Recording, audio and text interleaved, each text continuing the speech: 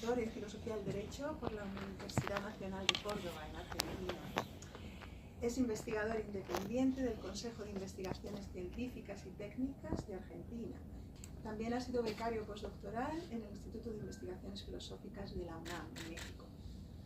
Actualmente está realizando una estancia de investigación en el área de Filosofía del Derecho de la Universidad de Alicante, que es lo que lo ha traído cerca de nosotros. Sus áreas de trabajo son la filosofía moral, jurídica y política, y ha publicado varios libros sobre estos temas en filosofía práctica, así como más de 80 artículos en revistas con retrato e indexación sobre temáticas de filosofía moral y política y jurídica. Y en 2016 obtuvo el premio Konex al mérito por su trabajo en filosofía moral.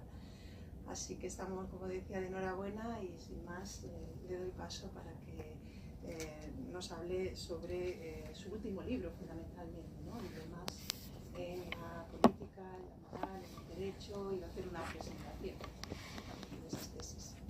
Bueno. Muchas gracias.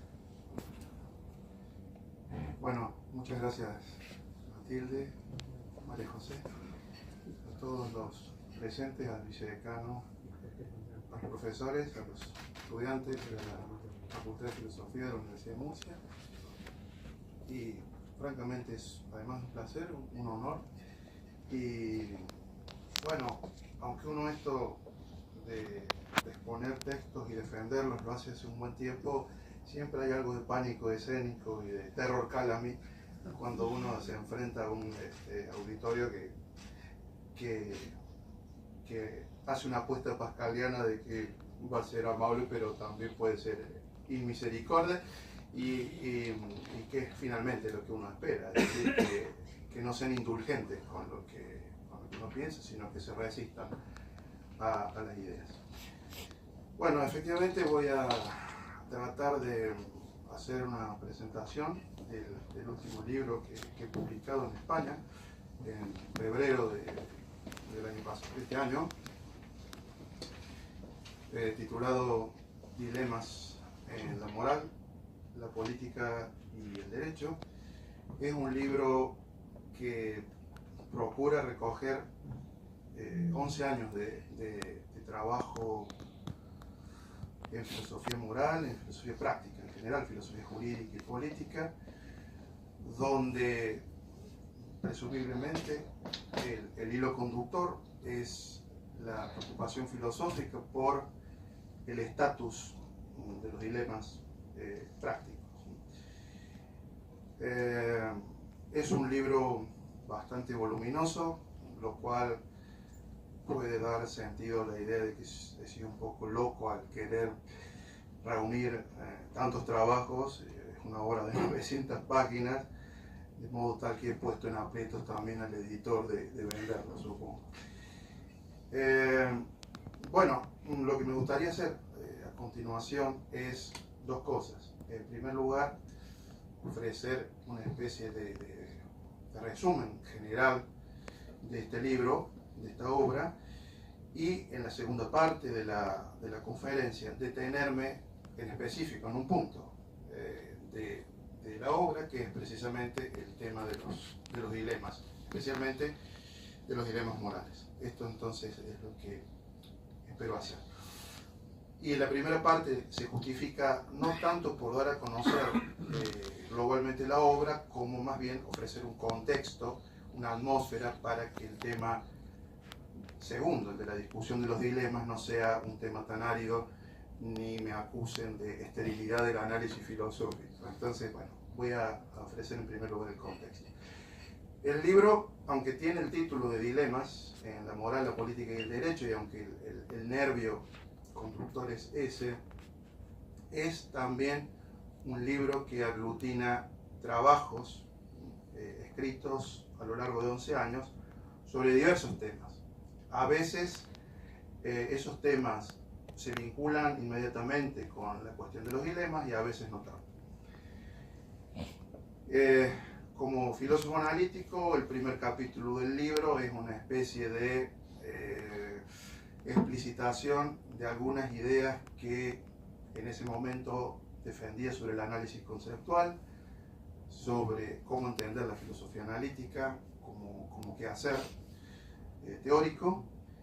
Y entonces, en esa primera parte del libro, lo que intento hacer es ver cómo las ideas estándares de análisis conceptual, sobre todo cimentadas en la idea de verdades necesarias y de requisitos a priori de construcción del objeto filosófico, pueden o no conciliarse con ciertas vindicaciones naturalistas que conocemos en la filosofía, ¿no? Entonces, hay una primera parte del libro donde trato de sopesar el análisis conceptual, entendido tradicionalmente, con reivindicaciones naturalistas.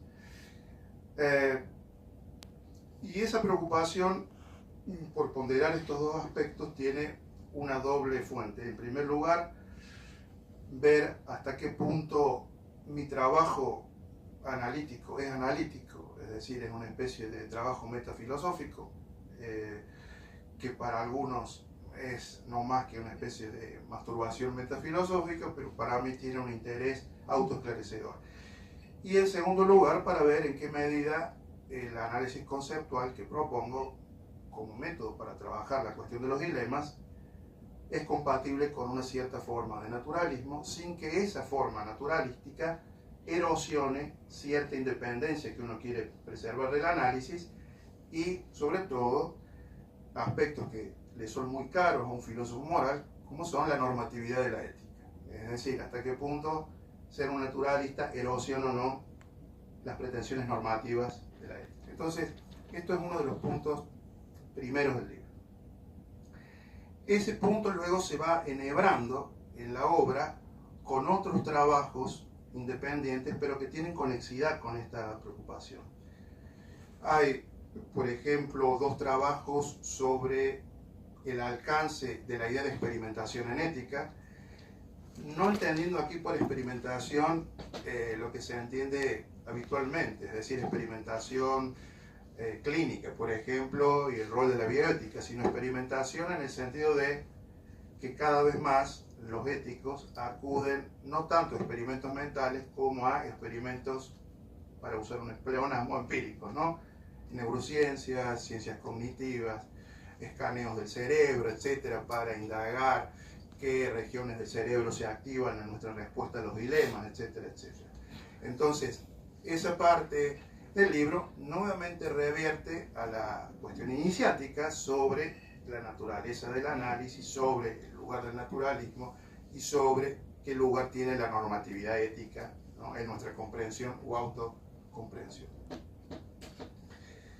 Luego hay una serie de trabajos que uno podría ya desprender ligeramente de esta primera parte, que tienen que ver con dos cuestiones. Por una parte, cómo entender la naturaleza de la teoría moral, suponiendo que los éticos hagamos teorías morales, sobre todo intentando contestar allí en la obra a los, entre comillas, embates antiteóricos en ética. Así como por una parte tenemos que enfrentar el desafío a la comprensión del análisis, a la comprensión de la normatividad, también a la idea de que nosotros construimos teorías. Y hay una corriente propiciada ya por Bernard Williams, continuada por Martha Nussbaum, etcétera, etcétera, que con distintos argumentos sostienen que o no es posible hacer teoría moral, o si es posible no es muy fértil. Es decir, son argumentos distintos, pero que terminan desembocando en la idea de que lo que hay es una suerte de embate antiteórico, donde por antiteórico se entiende allí, entiendo yo, básicamente, primero, la idea de que la construcción de la ética no demanda sistematicidad, y segundo, que la ética no reposa en principios morales generales. Es decir, un poco la idea de Jonathan Danzig en Ethics Without Principles, y por ahí van los disparos en el trabajo. Y lo que intento defender allí es que, bueno, quizá un argumento hasta trivial, aunque creo verdadero, según el cual la antiteoría no puede escapar de cierta idea también de teoría moral. Es, en mi opinión, una manera alternativa de diseñar teorías morales, pero no una beligerancia contra la idea de teoría en sí, sino con la idea de cómo se comprendía habitualmente la noción de teoría moral, ¿no? Sobre todo, insisto, en sentido sistemático y con la idea de una constelación de principios morales generales. Bueno, claramente Kant, por ejemplo, ¿no? Bien, el siguiente paso de la primera parte de la obra, que como parece ya notorio, la primera parte de la obra es metaética, en algún sentido, es la preocupación por la objetividad moral. Y que no es una preocupación meramente metaética. Si por meramente metaética se entiende una manera despectiva de asumir esa tarea filosófica, porque claro, no se me escapa que la metaética, al interior de la propia tradición filosófica analítica, en ética ha recibido o ha sufrido también enconados embates, sosteniendo, por ejemplo, que la metaética es un ejercicio estéril, o sosteniendo que, como reverso, que si es fértil, entonces no hay metaética como tal, porque los juicios de segundo orden siempre implican juicios de primer orden, etcétera, etcétera. Bueno, entonces, en esta primera parte metaética, digo, la pregunta por la objetividad del juicio moral, a mí me pareció inescapable, ¿no? Hay algunos, por ejemplo, filósofos del derecho que no son persuadidos por mi preocupación por la objetividad, creen que lo importante en filosofía moral o en filosofía del derecho es defender tesis normativas y se acabó.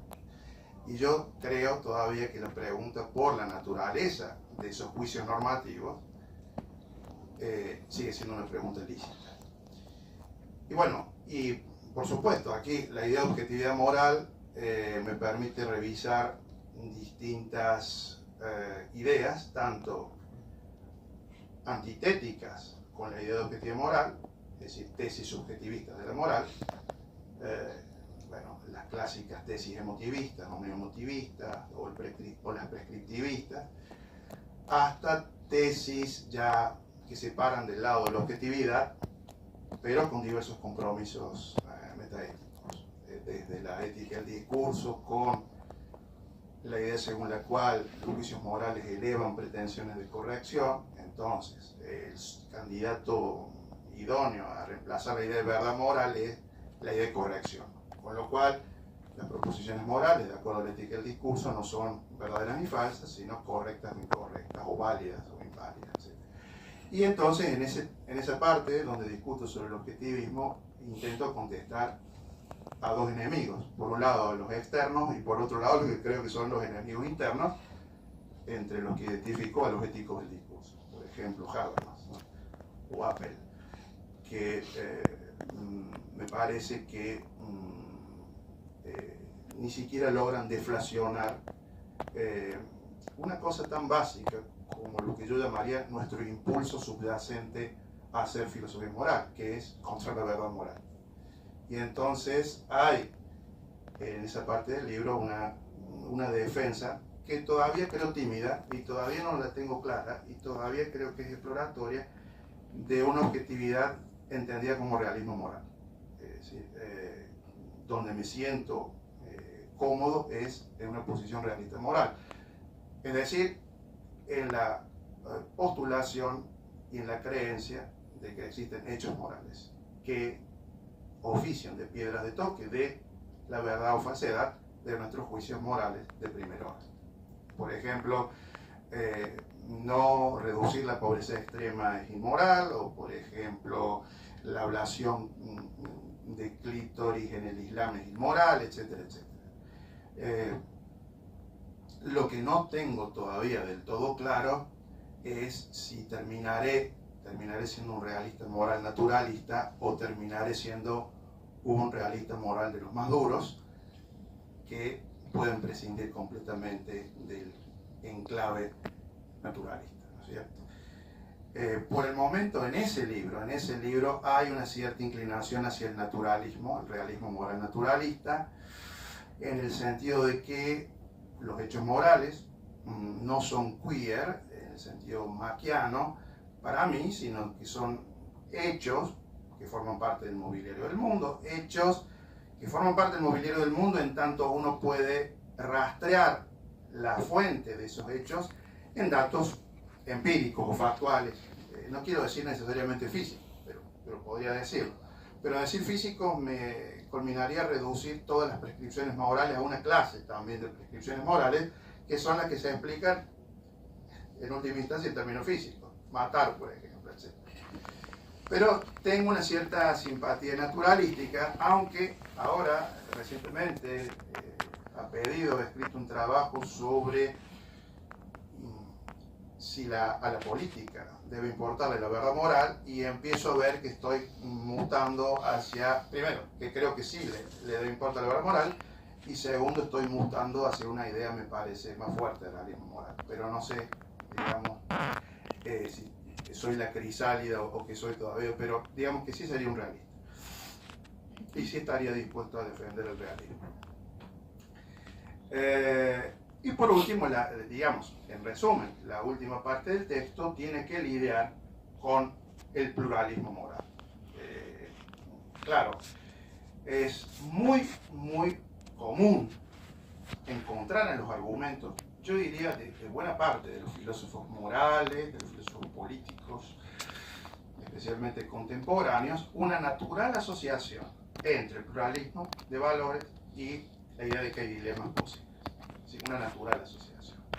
Lo digo de otra manera, de que una de las fuentes naturales de los dilemas morales o de los dilemas jurídicos o políticos, sobre todo cuando esos dilemas enfrentan a individuos, una de esas fuentes puede ser el pluralismo de valores. Es decir, porque hay valores diversos, plurales, que pueden ser incompatibles, que pueden resultar inconmensurables, etcétera, etcétera, es posible explicarse luego por qué hay dilemas. Este sería un poco el argumento. Y digo asociación natural porque tengo una especie de precaución metaanalítica intuitiva y no me atrevo a decir que hay una conexión analítica entre ser un pluralista de valores y defender la existencia de dilemas morales. No estoy seguro que haya que hacer eso. Pero sí que uno ve una natural asociación entre esta idea. Por ejemplo, en Thomas Nagel, para poner un ejemplo, en su trabajo de Fragmentation of Value, es decir, el valor se fragmenta, es plural, que es, por otra parte, ya una tesis vieja de Isaiah Berlin, que luego recupera Bernard Williams, etc. Es decir, hay nombres en la filosofía moral, en la filosofía política, que asocian estos dos fenómenos, el de los dilemas y el del pluralismo. Y allí lo que hago es tratar de mostrar que, primero, trato de rastrear cuáles serían los nudos conceptuales que identifican al pluralismo de valores como un fenómeno analítico estudiable, diferenciable del monismo de valores. Y cómo esos mismos componentes conceptuales que identifican al pluralismo, según la presión que uno ejerce en el análisis en esos componentes definitorios, el pluralismo puede terminar derivando en una forma de relativismo moral, por ejemplo. Es decir, hay a veces una línea gris, para decirlo con una metáfora no muy rigurosa, entre cierta forma de asumir el pluralismo, según el énfasis que haga en alguno de sus componentes definitorios, y cierta forma de entender el relativismo moral, que, por cierto, son los relativistas enemigos del realismo moral, que yo creo es la mejor comprensión de lo que exige la moral, que es condiciones de verdad. No sé si... Bueno, este es un poco, muy resumidamente, esta es un poco resumidamente la primera parte del libro. Y la segunda parte del libro es más bien una parte dedicada a trabajar sobre ya temas que uno podría llamar de ética normativa o de ética política, es decir, tratando de poner en juego esta primera parte, ¿eh? Entonces, en la segunda parte del libro hay una preocupación por el aborto, que es una preocupación muy vieja que yo tengo, de la preocupación por la permisibilidad o prohibición moral del aborto, en qué condiciones sería permisible, en cuáles no, etcétera, etcétera. Y mi reconstrucción, ahora no voy a dar detalles sobre eso, creo que no deja contentos ni a los liberales, ni a los feministas, ni a los católicos. Es decir, es un punto del análisis que puede dejar insatisfechos a muchos de los contendores en el debate. Y luego, bueno, hay trabajos en ese estilo de ética normativa también sobre pena de muerte, sobre cómo asumir la supremacía de los derechos humanos, etcétera, etcétera. Bueno, este es un poco el resumen de la obra y lo que constituye la primera parte de esta conferencia de hoy. Y ahora sí, quisiera en lo que sigue concentrarme en los dilemas per se, en los dilemas morales, particularmente dilemas morales.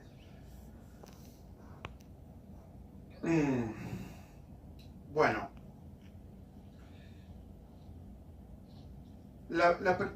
lo primero que me gustaría contar es cuál fue el impulso vital que me llevó a interesarme por los dilemas morales, ¿no? A veces nos parece que la cuestión de la biografía de los filósofos es una cuestión de chismerío contingente, sin ningún rédito conceptual, pero en este caso quiero contar cómo surgió mi preocupación por los dilemas. Un día, muy caluroso en Córdoba, hastiado ya de mi tesis doctoral, que no tenía nada que ver con estas cuestiones, y muy decidido a cambiar de rumbo, me encontré en ese año con Conflict of Values de Bernard Williams, donde Williams, bueno, recupera las trayectorias del pensamiento trágico para entender ciertos aspectos de la ética problemáticos. Precisamente el tema del conflicto entre valores, ¿no? Que según Williams es una de las lecciones de la tragedia griega. Y una cosa que, claro, uno puede decir, qué tipo tan estúpido que se perplejiza con una tesis tan obvia, es que Williams dice, mire, en estos conflictos de valores trágicos, él dice trágico y ya trataré de definir un poco qué puede entenderse por eso, haga lo que haga el agente moral, la consecuencia es mala. Claro, esto es un poco todavía barroso. ¿Qué significa que la consecuencia es mala? Bueno, significa, sobre todo, que el resultado es malo, la decisión es mala, o la decisión es incorrecta para la moral, prohibida por la moral. Si hago A, está prohibido por la alternativa B, si hago B, está prohibido por la alternativa A. Y esto es, mutatis mutandis, lo que los griegos parece que intuían, ¿no? Digo los griegos porque estoy convencido de que la idea de tragedia como fenómeno,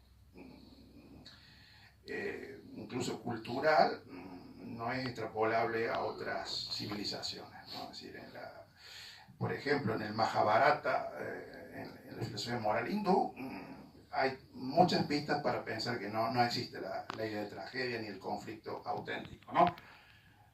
Y cuando Krishna, por ejemplo, se percata de que a quienes tiene que enfrentar son a sus familiares y amigos, genera una gran desazón.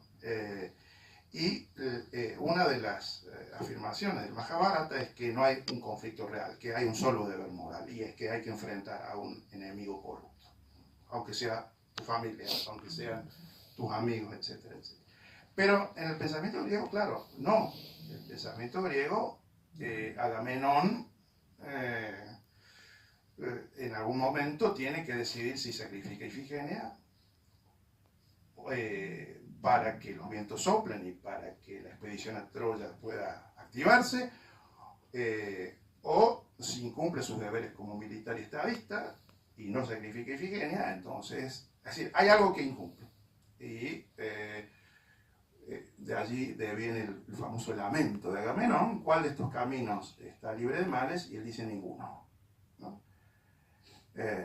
Ningún camino está libre de males. Y esta es la intuición de Williams, cuando dice, en ciertos conflictos, que es lo trágico, cualesquiera sea la decisión, incluso la omisión, porque claro, uno dice decidir, cree que es actuar, incluso abstenerse de actuar, hay un resultado malo. Por ejemplo, en Utilitarianism for and Against, cuando Williams da el ejemplo de Jim, que va Jim, un botánico, caminando por la selva sudamericana y se encuentra con un dictador, lo cual es muy chistoso porque capta muy bien cierto momento histórico, y hay un tipo con un fusil apuntándole a 20 sujetos y le dice a Jim que elija a uno para dispararle y se salva el resto, y Jim sigue caminando. Es decir, seguir caminando uno podría interpretarlo en términos de abstenerse de actuar, de omisión, etcétera, etcétera. Hay un resultado práctico, finalmente malo.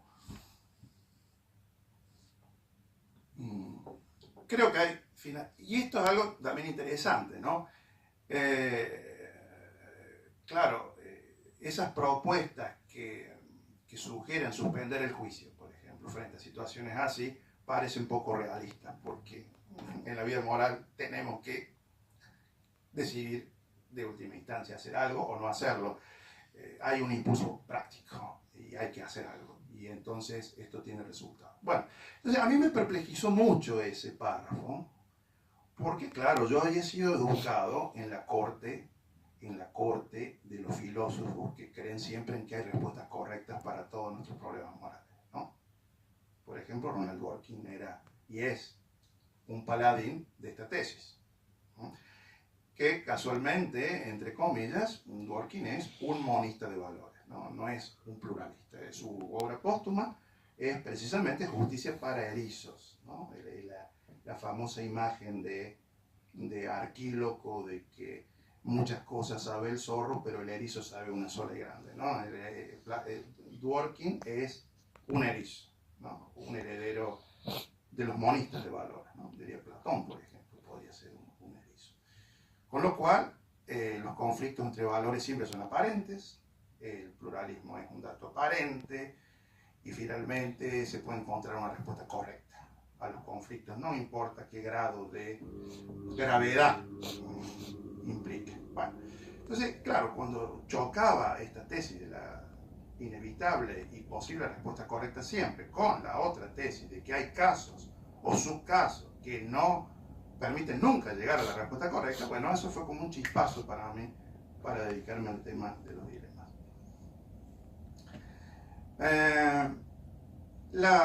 ¿Qué es un dilema? Es decir, hay que decir, bueno, ¿qué es un dilema? Hay muchas definiciones de dilema. No quiero hacer de esto una especie de terrorismo conceptual. Pronto voy a distinguir dos clases de dilema nada más, o dos tipos de dilema. Pero antes de ello, por supuesto, recordar que hay filósofos morales, filósofos jurídicos, reluctantes a la posibilidad de que haya dilemas, por supuesto. Y este es uno de los puntos que en el libro y en otros trabajos previos intento contestar. Es decir, lo primero que tengo que contestar es si son posibles o no. Donde, claro, el término posibilidad, de si son posibles o no los dilemas, es un término ambiguo también, porque, pues, claro, posibilidad parece una especie de modalidad ética, entonces uno piensa que es una posibilidad lógica en la que se está pensando, meramente conceptual, pero a veces en las discusiones también se habla de posibilidad empírica, así que realmente uno lo que ve como un dilema es un dilema en la experiencia moral, ¿no? Y no es casual que los que niegan la posibilidad de los dilemas en ética o en filosofía jurídica, etcétera, usen el argumento de la posibilidad conceptual, y que los que afirman la posibilidad de los dilemas usen argumentos empíricos. Por eso a veces se los denomina logicistas versus fenomenalistas, ¿no? Donde hay fenomenalistas no es fenómeno en el sentido husserliano, sino fenómeno como una cosa que uno puede observar, experiencial. Sí, por ejemplo, la decisión de Sofía, Sophie's Choice, la madre es recluida en el campo de concentración nazi, donde el guarda nazi le ordena matar a uno de los hijos o llevarlo a la cámara de gas para salvar al otro, o de lo contrario morirán ambos. Esa es una experiencia moral. No hace falta acudir a intuiciones a priori o argumentos de posibilidad lógica. Entonces hay un enfrentamiento a veces en dos niveles, con lo cual a veces no siempre las discusiones son genuinas, ¿no? Porque orbitan en distintos niveles. Porque, insisto, los negadores en general dan argumentos de imposibilidad conceptual. El argumento, que ahora no voy a detallar, conceptual, por excelencia, o diría el generatriz de otros argumentos de imposibilidad, es o son los que vienen de la lógica deóntica. Es decir, bueno, si acepto los dilemas morales, entonces me cargo a los principios básicos de la lógica deóntica. ¿Y cuáles son los principios básicos? Bueno, primero, el debe implica puede. Y segundo, el principio de conjunción o aglomeración deóntica. Y tercero, el principio de coherencia y consistencia deóntica. Porque para la moral, para la ética, debe ser posible pensar que las exigencias morales pueden cumplirse. Y que si son exigencias que además vienen en conjunción, pueden cumplirse ambas. Y que la conjunción de ambas no derive en una inconsistencia, etcétera, etcétera. Pero los dilemas, claro, lo que me dicen es que A y B, ¿no? Ifigenia y el ejército de Troya, o los hijos de Sofía, o el estudiante de Sartre cuando tiene que decidir si se queda a cuidar a su madre contrita o si se une a la resistencia que está formando De Gaulle en Londres frente a los nazis. En fin, son cursos de acción, no son cursos comportamentales incompatibles, con lo cual no puede ambos. Es decir, esta sería incluso una manera minimalista de entender lo que es un dilema. Si hago A, no puedo hacer B; si hago B, no puedo hacer A. Con lo cual, la idea de consistencia entendida rudimentariamente como la posibilidad de satisfacer ambos requerimientos es imposible. No puedo hacer ambos. Si pudiera hacer ambos, tendría que demostrarlo, por ejemplo, mediante algún escape entre los cuernos, ¿no? Por ejemplo, exitoso, que me permita demostrar que cumplo con ambos requerimientos. Pero claro, ahí viene la segunda pregunta, y es: ¿cuál es la naturaleza de esos requerimientos? Porque si los requerimientos no admiten por su estatus cumplimiento gradual, claro, el escape entre los cuernos en general parece presuponer que me escapo por un camino que me permite cumplir gradualmente ambos requerimientos, en parte. Pero parece que hay requerimientos que exigen todo de mí como agente moral. Y es ni más ni menos que una manera deontologista de entender la ética, ¿no es cierto? Bueno, en mi trabajo, bueno, yo intento defender que sí son posibles los dilemas morales, y probablemente, y ahora no lo he pensado tanto para esta conferencia, pero probablemente mis líneas de defensa sean fenomenalistas, es decir, dejo a un lado los principios de lógica deóntica, y sí, admito que a veces se sacrifican, claro, se sacrifican porque hay experiencias del mundo real que indican que los agentes viven genuinas encerronas morales, que es una metáfora muy, muy bonita, es encerrona, ¿no? ¿Sí? No puedo salir, estoy encerrado en algo. Decir esto no significa abjurar de la necesaria y posible distinción entre dilemas genuinos y dilemas aparentes. Claro, porque alguien me puede pensar que yo estoy diciendo que todos los dilemas son genuinos. Todos los dilemas posibles empíricamente no son genuinos. Hay dilemas aparentes. Y por eso tiene algún sentido lo que Dewey decía cuando sostenía ya en su ética que cuando el agente experimenta un conflicto moral, lo que tiene que iniciar es una investigación racional. Claro, uno diría, ¿no? La investigación racional supone un tempus de reflexividad moral que a veces no tenemos también, ¿no? Es una idealización. una investigación para determinar si el dilema es genuino o no. Es lo primero que hay que hacer. Bien. Ahora, lo anunciaba hace un rato y ahora voy a ello. Los dilemas, en tanto que empíricamente posibles y en tanto que ya no meramente aparentes, pueden reconstruirse en dos tipos. Bueno, muchos, pero yo voy a hablar de dos tipologías. Y para eso, lo que hago yo es básicamente usar una idea muy laxa, más bien intuitiva, de derrotabilidad de normas morales. La derrotabilidad de normas morales supone que a veces las normas pueden tener excepciones que desplacen o cancelen o derroten la consecuencia deóntica prevista, ¿no? O que asignaríamos a ese caso, ¿no?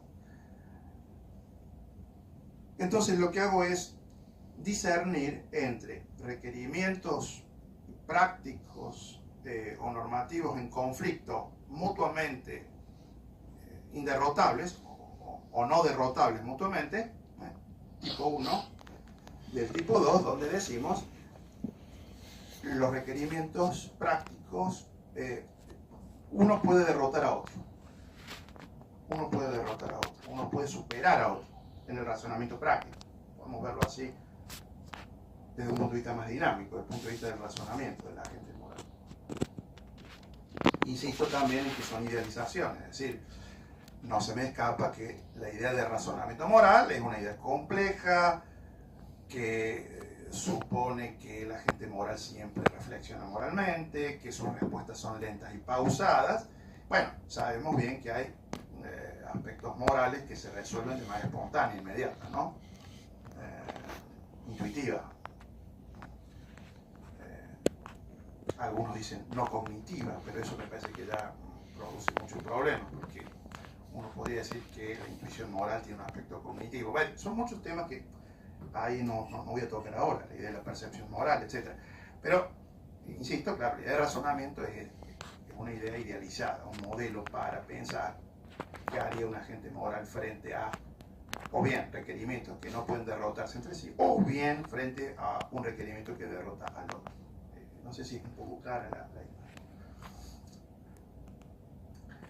Respecto de la primera posibilidad, la mayoría, o buena parte, de la filosofía moral niega que sean posibles dilemas en este sentido. Es decir, que ninguno de los dos requerimientos tenga la potencia normativa suficiente para superar al otro. ¿Por qué? Porque esta idea de no derrotabilidad mutua supone absolutos morales. Es decir, cada requerimiento es un absoluto frente al otro.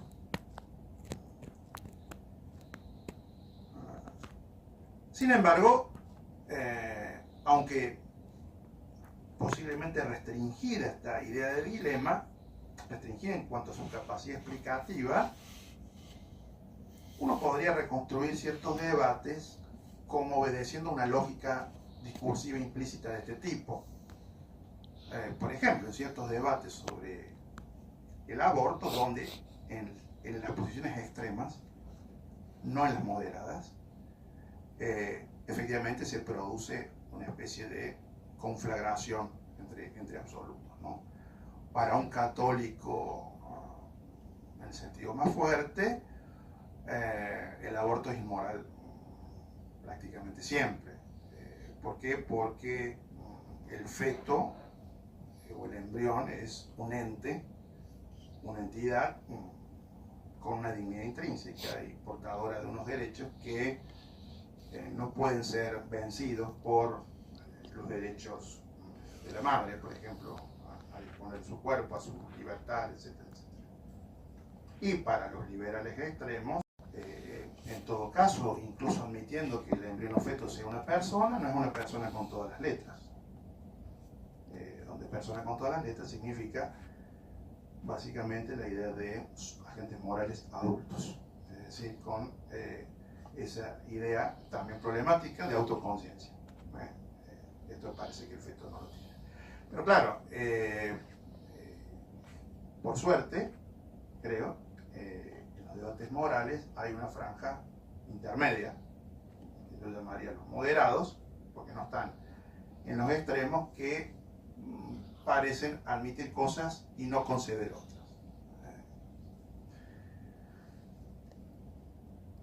Pero en todo caso, si esta primera tipología fuese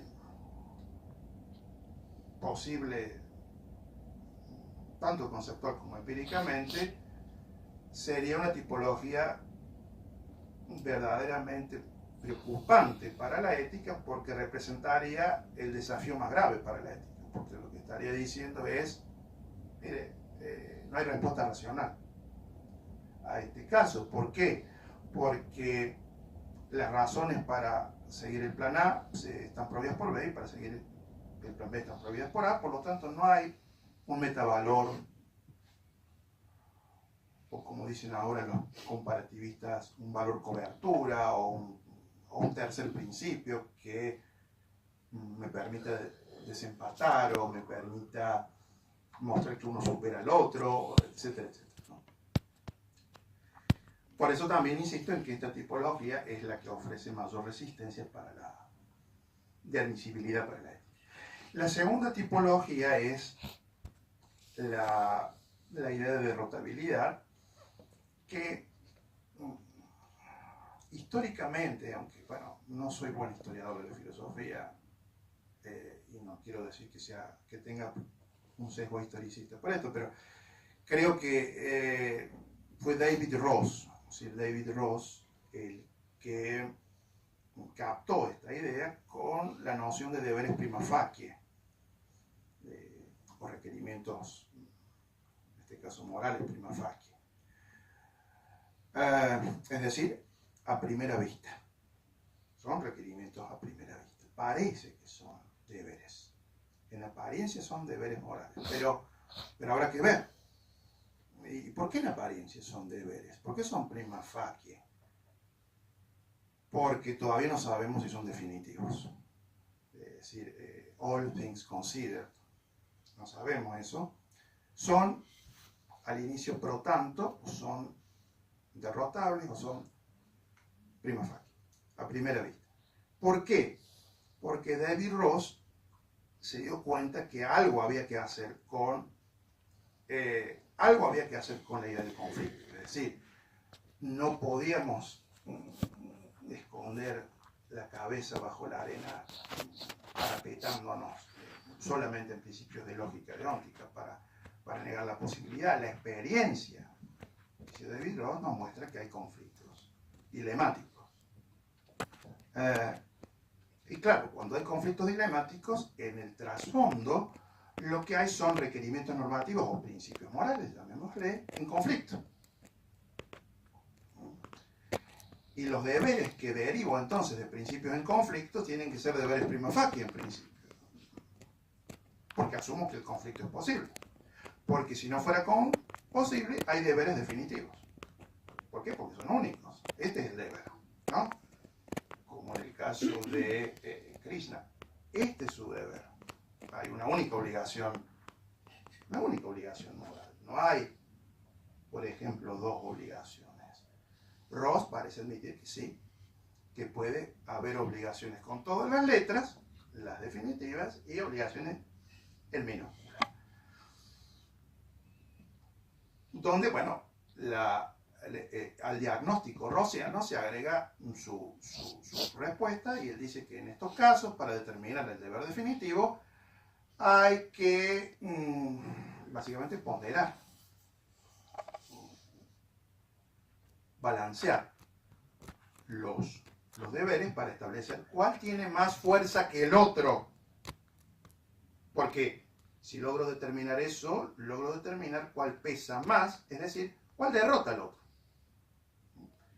Pero claro, el que derrota al otro, el deber que derrota al otro deber, porque creo que tiene más peso,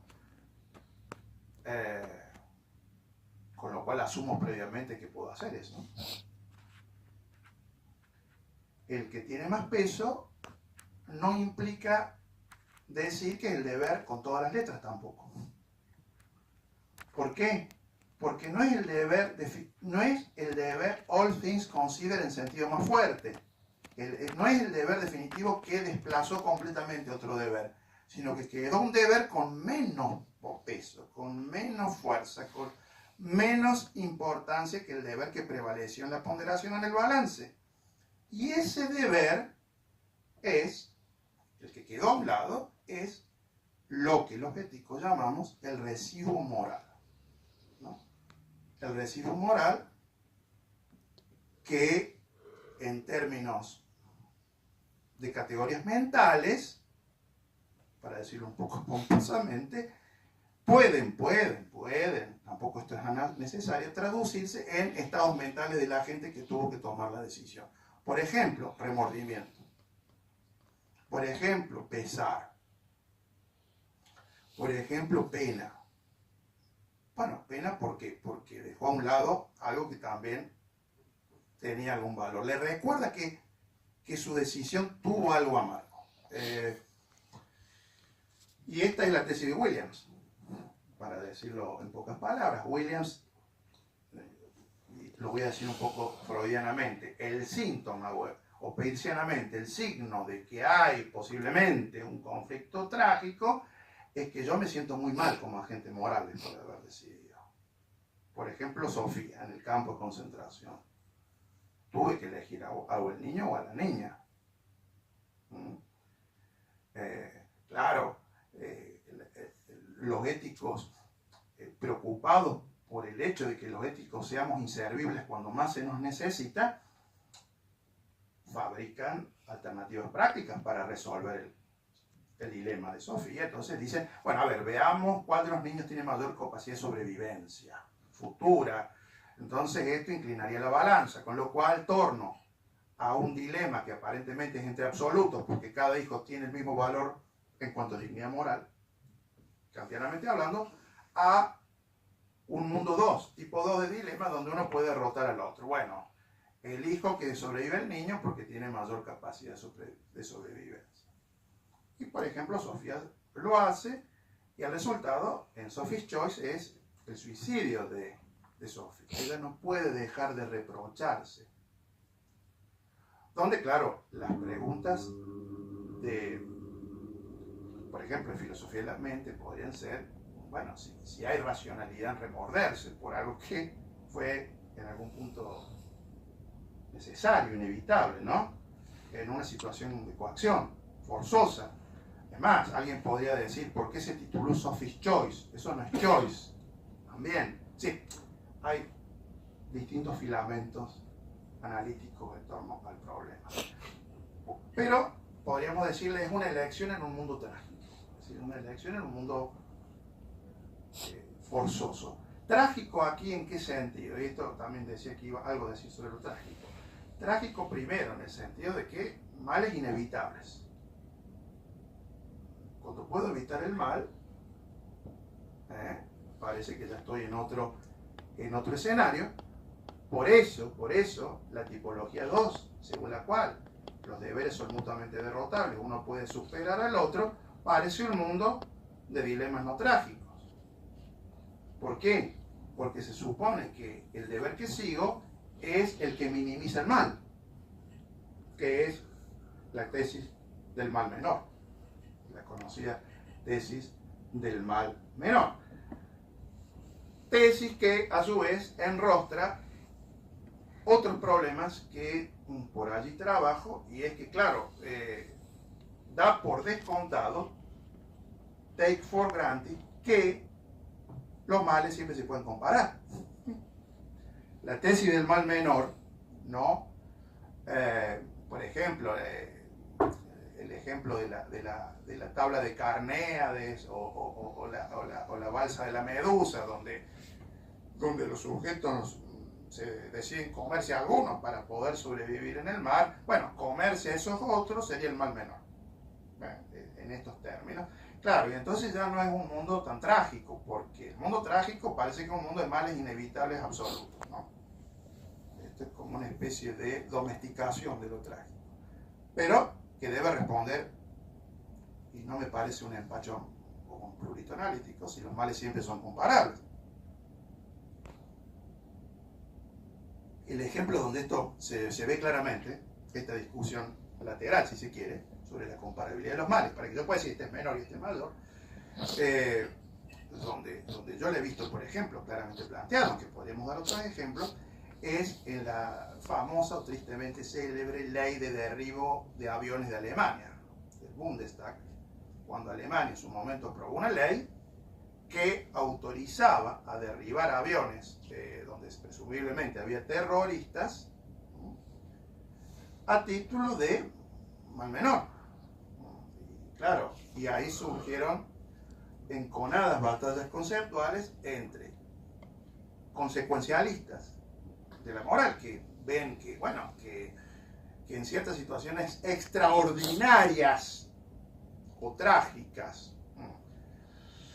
es permisible derribar el avión sin el consentimiento de los inocentes, sin el consentimiento de los inocentes, incluso en otras discusiones paralelas sobre la justicia o injusticia de la guerra, hay filósofos que han sostenido que en situaciones extraordinarias sería permisible torturar también, por ejemplo, para detectar dónde un sujeto ha puesto una bomba, etcétera, etcétera. Claro. Y, claro, el consecuencialismo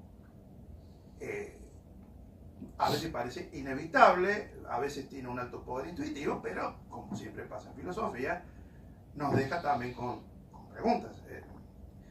Es decir, una es, bueno, ¿usted cómo sabe que una vida vale más o menos que la otra? Por ejemplo. Es decir, ¿cómo hace, cuál es su racional para comparar y decir este es el mal menor y el mal mayor? ¿Cómo sé que eso no es arbitrario? Y, por otra parte, el problema que siempre tememos, y a veces hay que morder la bala, el problema de la pendiente resbaladiza. Bueno, hoy admito, derribo el avión sin el consentimiento de los inocentes, mañana torturo, y bueno, y ese es un poco uno también de los problemas. Y frente a esos problemas reculan los éticos y ontologistas, que sostienen que ni la tortura ni el derribo son permisibles, y parece, después de todo, que el deontologismo triunfó en el debate porque el Bundestag anuló la ley, invalidó la ley, derogó la ley del derribo de aviones, pero un año o 2 años después el Parlamento ruso validó una ley muy semejante. Bueno, no sé si me estoy extendiendo demasiado. Voy redondeando la idea para no... y después que vengan todos los disparos.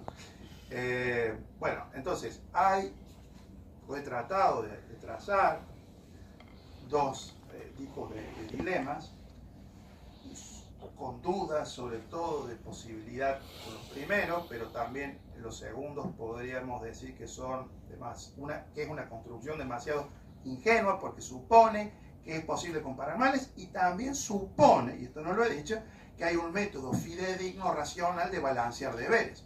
También, ¿cuál es la naturaleza del balance de deberes? David Roth dice la intuición moral, pero claro, eso es recaer en el intuicionismo moral. ¿Y cómo sé que estas son las intuiciones correctas? ¿Cómo sé que mi percepción moral capta el mundo moral, etcétera? Son los jodidos problemas que enfrentamos. Pero lo que sí, para terminar de bordear la idea de lo trágico, al menos mínimamente, en cuanto a idea de inevitabilidad del mal, lo que también quería decir es que hay en el fondo una idea de que lo trágico es algo no graduable. Es decir, lo trágico tiene que ver con un mundo donde no admito el cumplimiento gradual de los deberes. Es decir, no puedo estar bien con Dios y con el diablo. ¿Cómo lo puedo decir de otro modo? Bueno, efectivamente, donde los males no se pueden comparar, no son graduables. Es decir, aunque suene paradójico y provocativo, un kantiano en un punto podría tener que aceptar un escenario trágico. Aunque el kantiano, Kant era muy reluctante a los conflictos fuertes. En Metafísica de las Costumbres, el famoso adagio obligationes non collidantur, y la idea de que todas las cosas no puede haber conflictos trágicos entre obligaciones, que fue, por otra parte, una apreciación que suscitó la famosa contienda con Constant sobre el deber o la permisión de mentir en ciertas situaciones, ¿no es cierto? Cuando un tirano está persiguiendo a una persona injustamente y yo la escondo,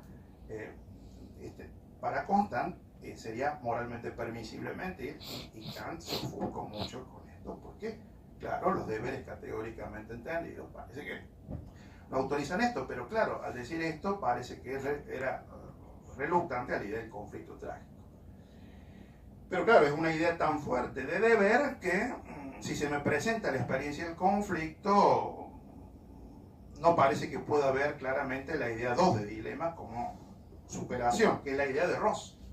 Si Ross, para mí, fue un intento de reacomodar la ética kantiana a un mundo de conflictos acertados. Me parece que ese fue un poco el espíritu rossiano.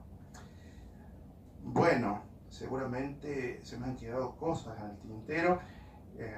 Es altamente probable que no haya sido todo lo preciso que quería hacer.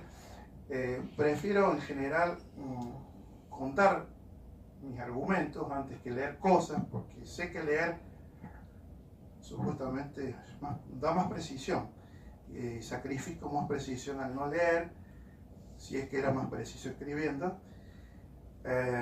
Pero bueno, yo diría que el impulso, para cerrar, el impulso finalmente de mi obra, de mi trabajo en estos 11 años sobre este tema puntual, es básicamente en la base está una angustia filosófica.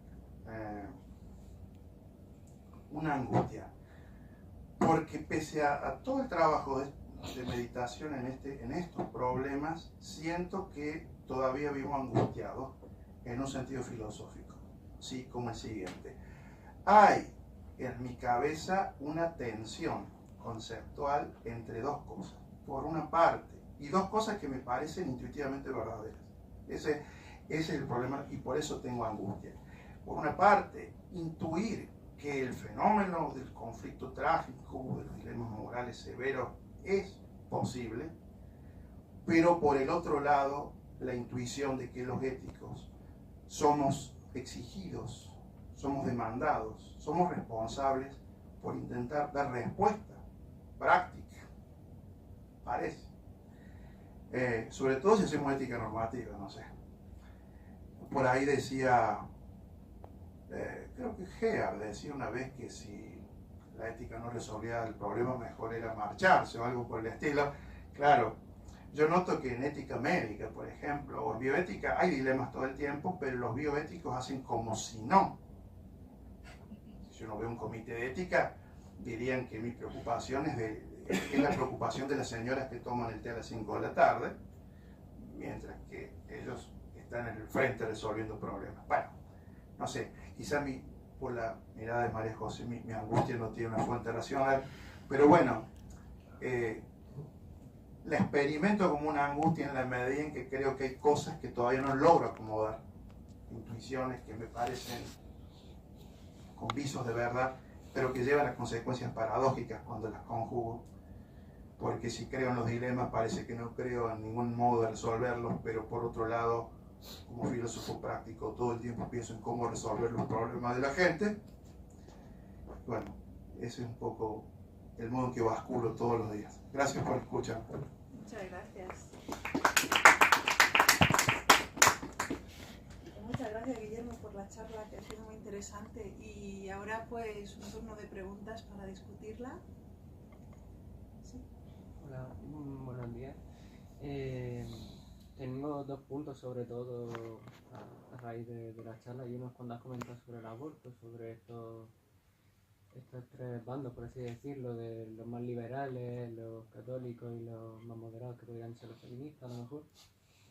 Y yo creo que en parte ciertos dilemas de este tipo pueden surgir por la incapacidad de estos grupos de rechazar a las ideas con las que tanto se identifican, en vez de aspirar a lo mejor una verdad más práctica y considerar que a lo mejor lo que uno piensa puede ser equívoco. Y lo segundo viene sobre todo a por qué pueden surgir también estos dilemas. Y si se tiene en cuenta uno que siempre me chocó mucho este experimento y es el trolley problem. Y hay dos vías, una con una persona y otra con más, que el vía eliges. Y aunque las matemáticas hacen su efecto muy rápido, que 4 es más que 1, salvan más gente, no nos gusta elegir entre vidas de personas. Y yo creo que la mayoría de los problemas surgen de esto mismo. No nos gusta elegir porque aunque sea una persona la que haya muerto en ese momento, tiene una familia, tiene una vida por delante y no, las matemáticas no se aplican directamente. Y era una de las cosas que quería comentar respecto de la charla. Bien. El punto 1 sería ¿cuál? Sería que hay dilemas porque la gente tiene creencias falsas, o ¿cuál sería el punto? Sería muy bien que cuando hay ciertos tipos de conflictos, digamos que yo diferenciaría entre un dilema que realmente, por ejemplo, el de sociales se le pone en ese momento y tiene que elegir sí o sí dentro de ese campo. Pero cuando son más de debate entre si es lo que has comentado del mal menor y demás, considero que hay ciertos problemas en los que simplemente están causados por esas creencias de ciertos grupos y que se solventarían si hubiera una mayor predisposición a considerar que uno puede equivocarse y buscar en conjunto una solución mejor. Bien, bueno, está bien, entiendo, creo que entender. De todas formas, no es excusa, no es a plea for excuses, pero claro, siempre tengo que pensar mucho en las cosas. Y entonces, seguramente, presumiblemente, lo que diré ahora después me deje muy insatisfecho. Y probablemente usted ahora de inmediato. Ahora,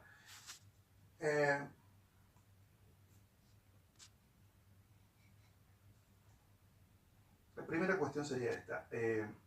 Hay una distinción que se puede hacer entre dos tipos de dilemas que no he hecho aquí. Y es una distinción que extraje de McConnell, justamente en la entrada del Stanford Encyclopedia of Philosophy. McConnell tiene la voz moral dilemma y dice, los verdaderos dilemas son los dilemas en sentido ontológico. Dice. ¿Qué quiere decir con eso? Quiere decir, son los dilemas que se activan por el mundo, por cómo es el mundo, donde el mundo nos incluye a nosotros, desde luego. Ya voy a decir por qué. Y por lo tanto no tiene que ver con déficits epistémicos de un agente moral. Quiero decir, no es que el agente moral, si sabe más, resuelve el dilema o se da cuenta que no es un dilema. Hay casos, traduzco McConnell, donde no hace falta saber nada más, ya se sabe todo. Lo que pasa es que el mundo se ha configurado así.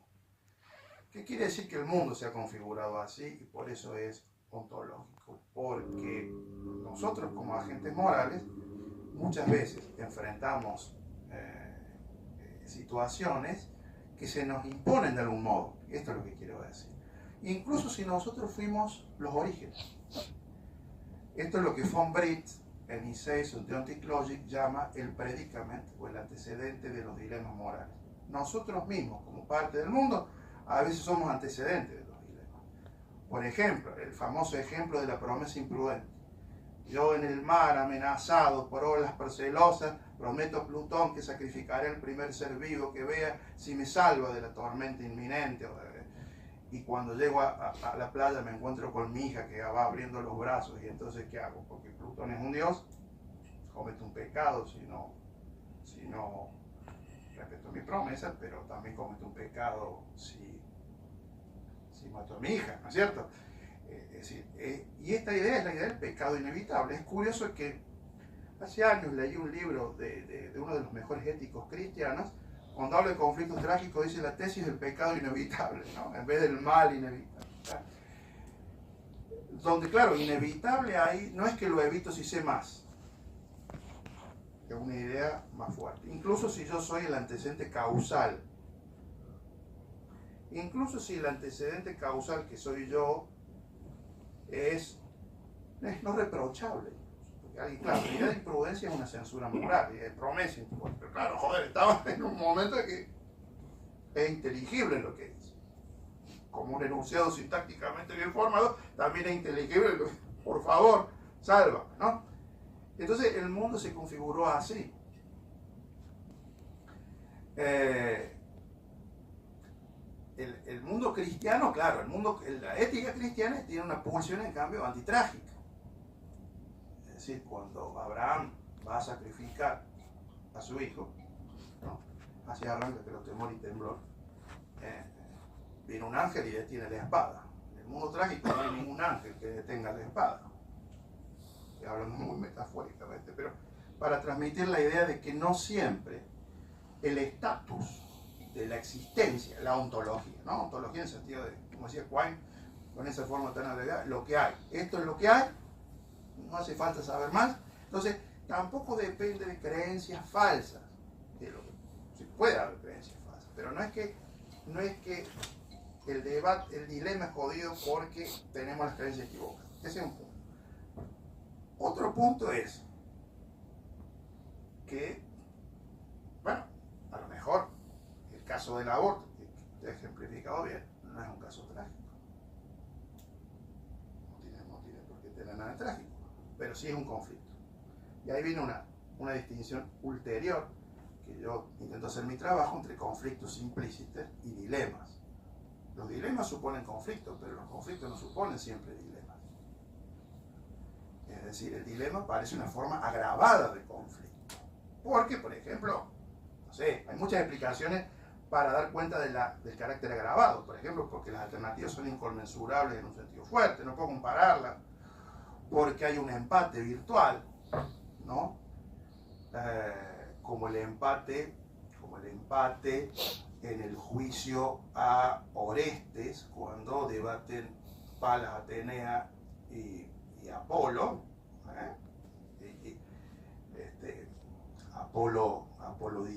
Apolo defendiendo a Orestes, y hay un empate entre la acusación y la defensa, y el desempate, hay desempate, por eso no es tragedia, por eso la furia se transforma en las Euménides, las bondadosas, en ese caso. Hay un desempate por la propia Palas, que dice, yo nací de la cabeza de un hombre, que es Zeus. Y entonces, como el argumento de Apolo era un argumento diciendo, bueno, este tipo se cargó a la madre, porque la madre se cargó al padre, porque esta es una sociedad patriarcal, si hay un mecanismo de desempate, pero no siempre pasa eso. Eso sería un punto. Y lo otro tiene que ver en conflictos que polarizan a la sociedad, que es una cuestión que ya le interesa a la filosofía política, en un sentido legítimo, y también a la filosofía del derecho constitucional, es decir, qué hacer con estos conflictos.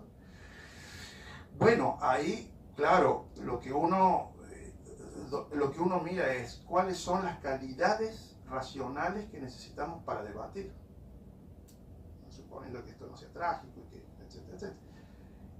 Y probablemente muchas de las posiciones extremas tienen grandes déficits en términos de argumentación racional. Ahí sí, bueno, lo epistémico juega un papel, es decir, para debatir, para deliberar, necesitamos un arsenal argumental fuerte. Y que es lo que, en mi opinión, uno no encuentra ni en los católicos en general, salvo algunos casos puntuales de buenos filósofos católicos, ni tampoco en las feministas, bueno, algunas feministas tampoco, creo. Es decir, muchas veces yo le echo en falta a ciertas expresiones feministas que se parapetan más bien en su lucha, en tanto que lucha en la arena política como movimiento ideológico político, que en la necesidad de argumento filosófico fuerte. Así, bueno, si usted ha intentado alguna vez discutir sobre el aborto con una feminista, le dice, no hay ninguna discusión, priman los derechos de la mujer sobre su propio cuerpo, se acabó. Bueno, listo. Entonces, no, ni siquiera tengo que fraguar experimentos mentales como Jeremy Thompson con lo de la sociedad de la música o cosas así. No, sigo pensando. Es decir, ya soy colonizado por una posición práctica y ya no puedo seguir avanzando en el tema. Entonces, bueno, necesitamos calidades de debate. Con respecto a los trolley cases, que también han sufrido los embates de algunos filósofos prácticos diciendo, esas son tonterías de sillón, de filósofos de sillón, pero bueno, esos casos no existen, son de pura ficción, nadie está en esa situación de tener que girar la manivela, o si lo están, la respuesta más sensata es la consecuencialista, etcétera, etcétera. Bueno, yo creo que en su punto lo que yo percibí es que había una preocupación por la dimensión existencial de la decisión moral, es decir, cómo se siente la gente cuando tiene que decidir eso. Sobre eso yo no he trabajado mucho, sinceramente, ¿no? Por ahí lo único que he trabajado un poco es cierta respuesta que dan ciertos éticos de la virtud sobre cómo un virtuoso tendría que enfrentarse a estos casos. Entonces el virtuoso, por definición, que tendría que elegir el mejor camino, pero si no puede elegirlo, porque es virtuoso, tendría que sentir pesar. Donde sentir pesar es un estado mental que opera, esto lo dice, por ejemplo, una filósofa, Patricia Greenspan, en Moral Guilt, dice, si es virtuoso y se da cuenta, bueno, miren, no hay más camino que hacer esto jodido, me tengo que ensuciar las manos, dirty hands, tengo que ensuciar las manos. Bueno, lo que se espera de él como agente moral es que sienta pesar, por lo que no tuvo más remedio que hacer. Entonces uno dice, es irracional que sienta pesar, si no tuvo más remedio y hizo lo mejor que pudo. Y ella dice que no, que es racional. ¿Por qué? Porque ese pesar cumple dos funciones prácticas, relevantes y racionales. La primera es que es un modo de preservar mi autonomía moral frente a la mala fortuna moral, porque sigo siendo virtuoso, porque siento pesar. Me acuerdo siempre de la película El Señor de los Anillos, cuando Frodo le muestra el anillo a Galadriel. Galadriel se prueba con él para ver si es virtuoso o no, y le sale una cara monstruosa, ¿no? Cuando ve el anillo, hasta que disciplina sus emociones, porque es virtuoso y dice, sigo siendo Galadriel, ¿no? Entonces el virtuoso, sigo siendo virtuoso. Función 1. Y función 2 es la siguiente, claro, la ética no renuncia a su capacidad de orientarnos en la vida práctica, en tanto que ética normativa, pero claro, la obligación preterida, la obligación dejada a un lado, la obligación sacrificada en el balance, ya no me guía, parece. Parece que la que me guía es la que cumplo.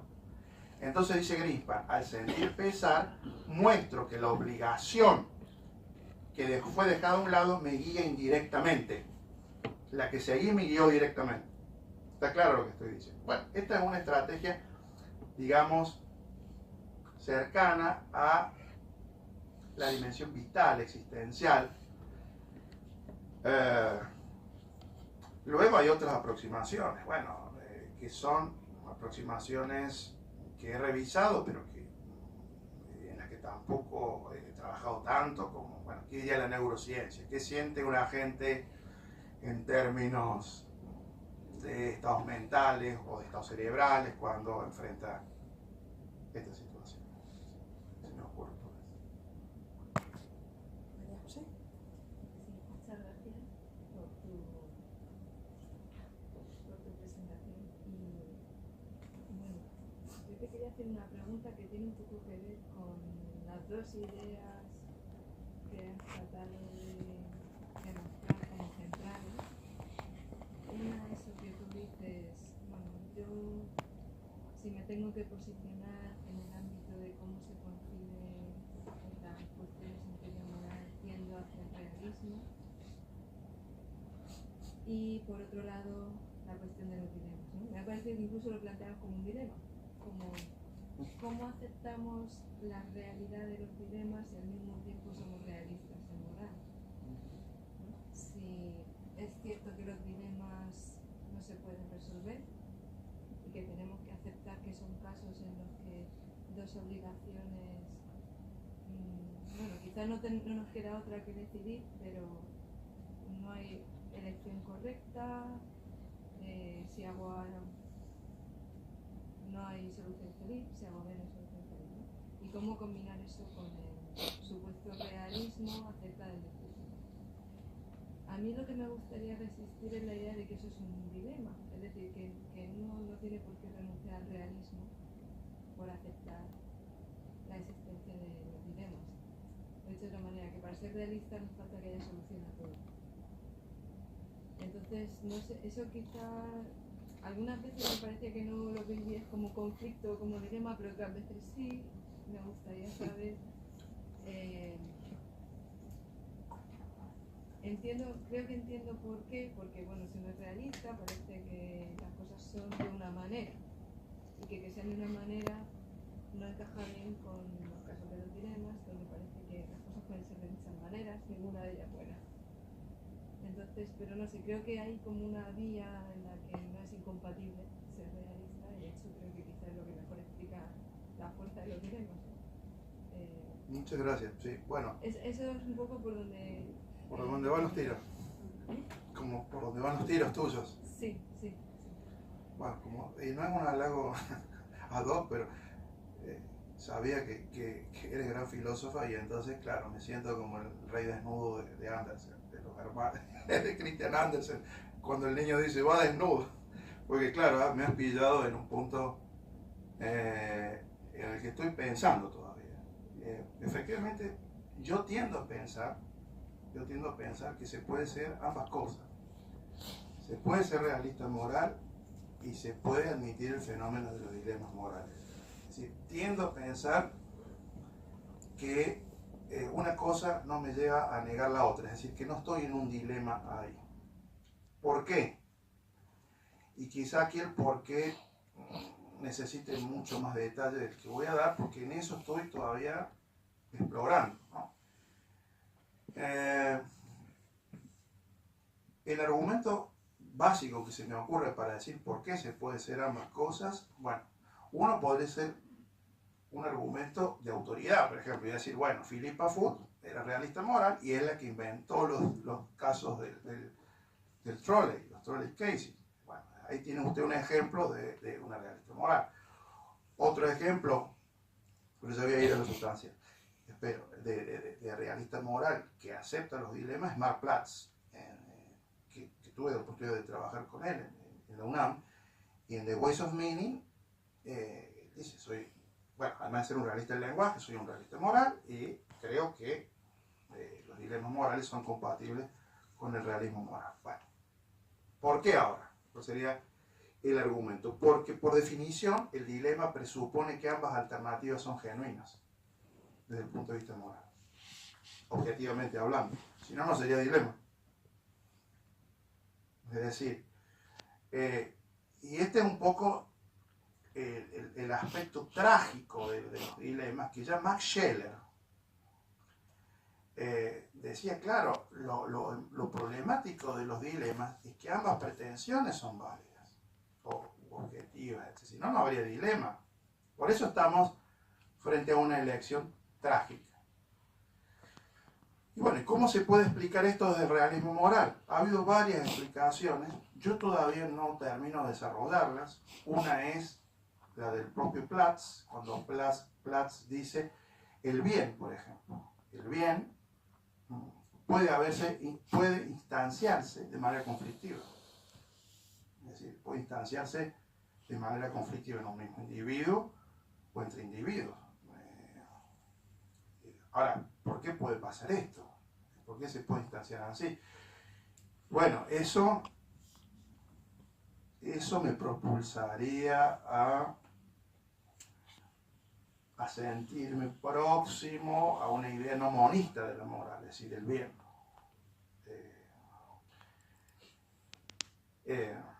A una idea de fragmentación. Es decir, el bien se puede fragmentar, como dice Nagel, pero es el bien. Y la respuesta sería, tengo que decantarme por la alternativa moral. Por supuesto que decir tengo que decantarme por la alternativa moral es una afirmación brutal, es como el elefante que entra al bazar y se rompe todos los jarrones, pues yo sé que eso me enfrenta a la pregunta última, ¿y por qué ser moral? Amén. Es decir, bueno, ¿por qué me tengo que decantar por la terapia moral? Es decir, ¿cómo justifico eso desde un lugar que no suponga salir del pozo tirándome de los pelos? Pero esa sería una respuesta. Otra respuesta la da Schaffer Landau, cuando dice que los predicados morales pueden ser vagos.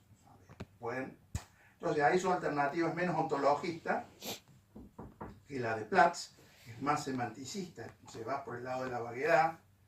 Los conceptos morales pueden ser vagos a veces. Es decir, que es esta vieja idea de los conceptos esencialmente contestados, de Galli. Es decir, bueno, nuestros conceptos morales son conceptos contestados, son conceptos controversiales, por su propia configuración, y también pueden ser vagos. Pero ni la vaguedad, ni la fragmentación o la intensidad repulsan la idea de que hay hechos morales. Porque, por otra parte, el realismo moral a lo que apunta es decir cuáles son las condiciones para decir que un juicio es verdadero o falso. Eso es distinto todavía de decir que todos los casos tengan respuesta correcta. Esa me parece más una tesis normativa que una tesis metaética pura. ¿Sí? ¿Sí me ocurre? No sé si tiene que ver con lo que ha planteado María José. A ver, a mí de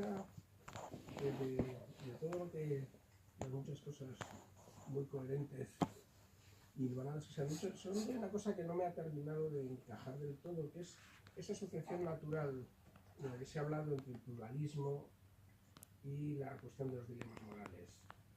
Pues es que no sé hasta qué punto la describe como una asociación natural que se hace distanciándose de ella o no.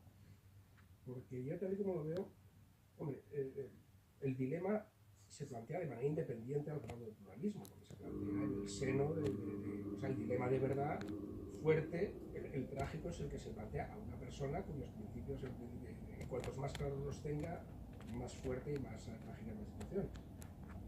Del pluralismo, si lo que hay es discrepancias o principios, estamos ante otro tipo de problema, no ante un dilema. Pero sobre todo el pluralismo en sentido fuerte, duro, así, no como discrepancia de opiniones sobre muchas cuestiones que hay en una sociedad, pero que tienen un marco conceptual que les permite debatirlos y entenderse mutuamente, sino como marcos inconmensurables de... ahí yo creo que más que asociar los dilemas, ahí es lo que hace imposible que exista el propio dilema. Ahí no hay dilema, hay inconmensurabilidad, pero si hay inconmensurabilidad radical, el dilema no hay, porque lo que uno defiende no es lo contrario de lo que otro plantea, puesto que se mueven en universos diferentes. Entonces esa asociación natural del pluralismo en sentido fuerte y la existencia de dilemas, yo más bien la vería al revés, que tiene que haber un cierto grado de monismo o de marco compartido para que pueda hablarse de dilemas propiamente dichos en los que P realmente es la negación de no P, y no que simplemente son cosas diferentes que no son ni siquiera reducibles propiamente. Bien. También es un excelente punto. Y eso, bueno, en ese caso, lo que doy cuenta es que no fui todo lo preciso que quería hacer. Entonces, quizá tenga que hacer una aclaración preliminar que espero me permita responderle, porque si no ya estoy en aprietas. Pero, cuando pensaba en el pluralismo, estaba pensando cuando ya los conflictos se plantean entre individuos en una sociedad política, no cuando el dilema se plantea respecto de un individuo. Es decir, claro, cuando el dilema se plantea respecto de un individuo, uno lo que tiene que preguntarse es ahí cómo funciona el individuo como sustancia moral. ¿Es una sustancia compacta o no? ¿Por qué se le presenta un dilema a un individuo? Porque si el individuo tiene una identidad moral compacta, una sustancia compacta, entonces debería tener un alineamiento de creencias coherentes entre sí que no le susciten... Bueno, no, vamos a ver si funciona. Bueno, pero me parece eso en principio. Entonces, pero entre individuos que forman parte de nuestras sociedades contemporáneas, bueno, yo estaba pensando en eso, conflictos entre individuos en sociedades plurales.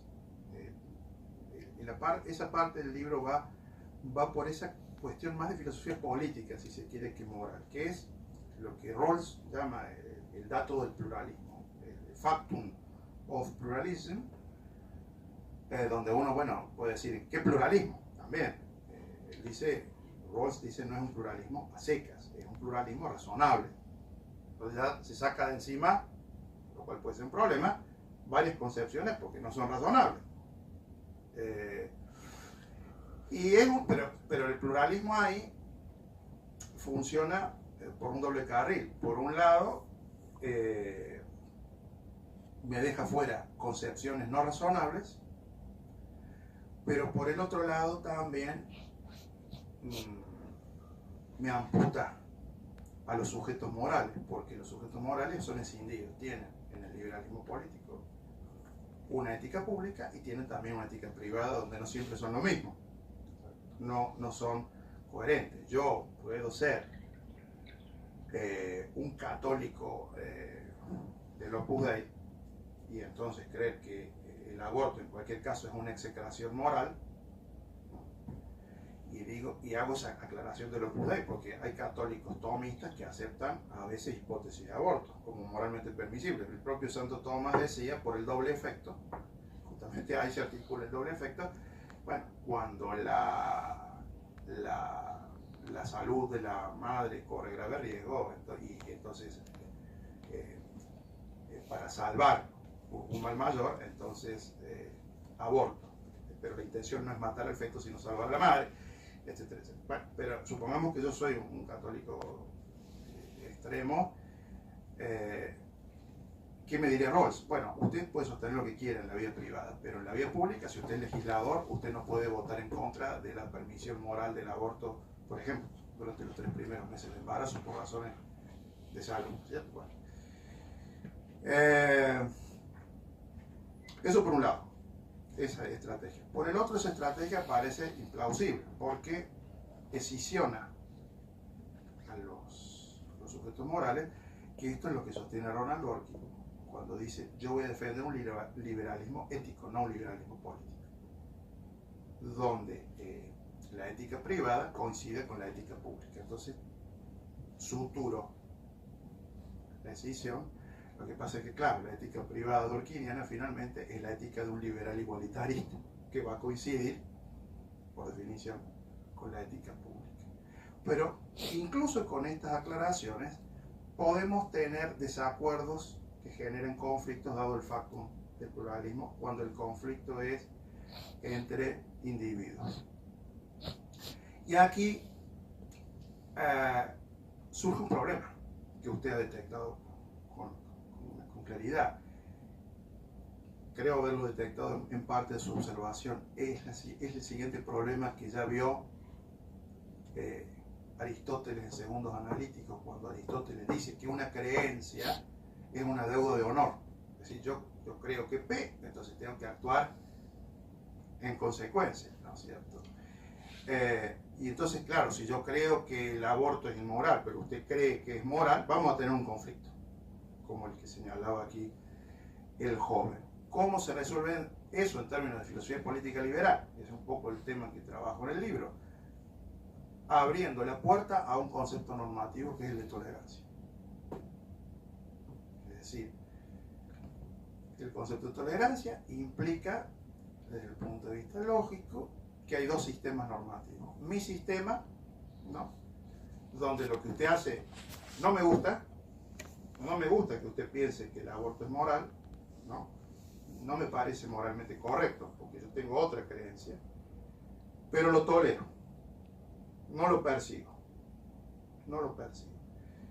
Entonces, creo que para que ese concepto sea un concepto normativo orientador y no un concepto bobo, de tolerancia boba, tengo que preasumir que hay ciertos valores objetivos sobre los que puedo discrepar y que tengo que tolerar, porque si no hago eso, Entonces, tolerancia boba y caigo en una forma de relativismo moral.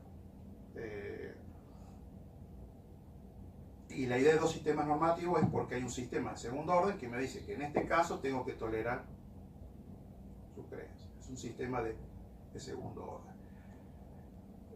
Pero, sin embargo, el pluralismo razonable, el liberalismo ético-durkheimiano y el concepto de tolerancia todavía me dejan incómodo, porque todavía me puedo seguir preguntando, y bueno, pero ¿por qué tolerar a alguien que no tiene la verdad moral? ¿Por qué tengo que tolerar a alguien que está falsamente, que su creencia está falsamente conformada? Y ese es un problema que hay que pensar, es decir, cómo conjugar la idea de verdad moral de mi propia identidad con la idea de formar parte de una sociedad política en la que discrepo con otros, y en qué medida el concepto de tolerancia no me amputa de una manera excesiva. Esto es lo que se me ocurre, es decir, cuando hablaba del pluralismo estaba pensando más bien en eso. Que por otra parte no es nada original de mi parte, porque es, digamos, el punto de que parte Hegel, de que parte Rawls, de que parte Dworkin, etcétera, etcétera. Es decir, ven una, y decía asociación natural, porque justamente, digamos, a lo mejor yo soy un monista, tengo alguna forma de monismo, y creo que puede haber ciertos conflictos difíciles o trágicos, ¿sí? No lo sé. Pero cuando habla de pluralismo era más bien pensando en el escenario de la comunidad política, en tanto que vive el dato del desacuerdo. Ahora bien, hay otro punto adicional en su reflexión, y es el de la inconmensurabilidad. Ese es un punto bien peleagudo, efectivamente, porque, y no lo había visto así como lo ve usted, pero ahora lo veo de otro punto de vista, ¿no? Una de las explicaciones usuales de por qué los dilemas son formas agravadas de conflicto y no conflictos implícitos es porque las alternativas se reputan a veces inconmensurables. ¿Por qué esto juega así? Porque, bueno, lo que se supone es que para determinar en el balance si P o Q priorizo, cuál de las preferencias o lo que sea, necesito comparar. Se supone. Hay una doctrina que dice que no hace falta comparar nada para llegar a una elección racional. También lo sé. Pero supongamos que le seguimos el juego a este discurso. Bueno, claro, la idea de inconmensurabilidad es problemática, porque uno podría tener la tentación, me está ocurriendo ahora, pero me puedo equivocar, de asociarla con el problema del subjetivismo moral. En el siguiente sentido, en que si usted tiene una creencia P y yo tengo una creencia no P, inconmensurables en sentido absoluto, ¿qué implica el dato de que tenemos un desacuerdo genuino? Necesito algo que me explique, porque, por ejemplo, el subjetivista moral tiene ese problema, no da cuenta de que hay desacuerdos genuinos. Entonces ahí hay un problema que no lo he pensado, pero no sé si respondo un poco. Sí, Sara. Bueno, gracias por tu charla interesante. Yo tengo que reconocer que soy de estética y no soy de ética, y por lo tanto, igual mi pregunta es ingenua. También tengo que reconocer que no he leído el libro, si lo he sopesado y desde luego pesa mucho, por lo tanto no sé más que lo que tú nos has contado sobre el libro. Pero se me ocurren dos imágenes contra un posible realismo del dilema. O sea, dos imágenes que vendrían ahí contra un realista del dilema, como tú te has pronunciado. Una sería la de la fotografía instantánea, la snapshot, en el sentido de que, bueno, pues el hecho moral es un magma de cosas que ocurren en movimiento, donde hay colores, donde hay emociones, donde hay influencias, y lo que hace el filósofo moral es como una especie de instantánea en blanco y negro de la realidad, del hecho moral real, y lo llama dilema. Entonces coloca valores aquí, allá, ya es en blanco y negro y no en color, ya está quieto, está en parado y no en movimiento. Eso sería el dilema. La segunda imagen sería la del nudo gordiano. Es decir, el dilema sería algo así como algo que se supone que puede ser desanudado, pero que en realidad se acaba deshaciendo con un golpe de espada, ¿no? La leyenda artúrica. Entonces, el dilema moral sería algo así como el nudo gordiano imaginado por los filósofos. Entonces, me gustaría saber cómo podrías tú, desde tu realismo del dilema, deshacer estas dos imágenes contra el realismo del dilema. Bien. Bueno, filosofía de la fotografía contra. Hay especialistas en las Y ahora y ahí sí que me pesca infraganti porque no sé nada de filosofía de la fotografía, pero entonces me voy a mover en un terreno ingenuo también, ingenuidad contra ingenuidad. A lo mejor usted es menos ingenuo que yo, pero me gustó lo de la instantánea, me gustó esa idea, esa imagen, y no la veo problemática para el realismo. Porque claro, usted parte de la idea del mundo en movimiento y que la instantánea lo que hace es cristalizar un momento.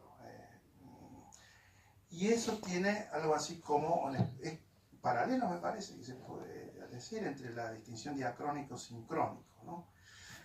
En trabajos anteriores, no en este libro en particular, lo que yo sostenía es que la categoría de dilema es una categoría que se comprende analíticamente mejor en términos relacionales.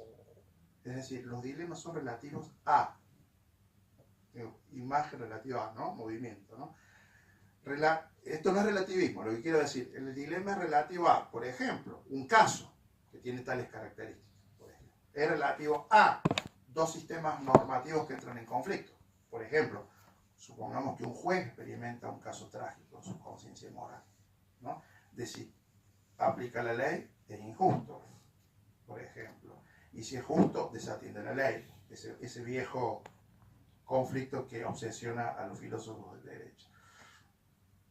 Entonces, la idea de dilema siempre es relativa. Claro, la conciencia trágica del juez no surge ex novo o ex nihilo, sino que es relativa a cómo está configurado su sistema de normas y su moral personal, por ejemplo. Y también hay un componente, si se quiere, para los que nos acusan de historicistas, hasta histórico, para entender, por ejemplo, ¿por qué el conflicto el de Sófocles, el de Creonte y Antígona? ¿Por qué el conflicto de Antígona hoy a lo mejor ya no sería un conflicto trágico? Bueno, porque hoy está configurado el mundo normativo de tal forma en que tenemos un plexo de libertades que son compatibles con otras cosas. En el caso de Creonte está, dice Hegel, defendiendo la idea rudimentaria de lo que es tener un Estado contra la idea de sangre o vínculo de filía, es decir, el vínculo, defiendo mis normas en función de los vínculos afectivos que tengo con mi hermano o mis hermanos. Creonte lo que dice, no, eso no importa un pito, lo que importa es inventar un Estado. Y acá eso es una tradición, etcétera, etcétera. Entonces, hay conflictos que hoy no llamaríamos trágicos. Eso es distinto del concepto de conflicto trágico. Entonces, me parece que lo de la imagen 1, digamos, yo intentaría acomodarlo a esta reconstrucción poco imprecisa. La segunda imagen, la del nudo gordiano, me parece que capta el tipo 1, del dilema en tipo 1, es decir, dilema en sentido absoluto. Porque la única forma, como no puedo deshacer el nudo, es decir, no puedo mostrar que una alternativa derrota a otra, tengo que usar una espada artúrica para cortarlo. ¿Eso qué implica? Que me voy a decantar por uno de los cuernos del dilema, pero sacrifico el otro, desconozco el otro. ¿Está claro? Sí. Pero claro, desconozco un valor que es objetivo, porque si no fuera objetivo no habría nudo gordiano.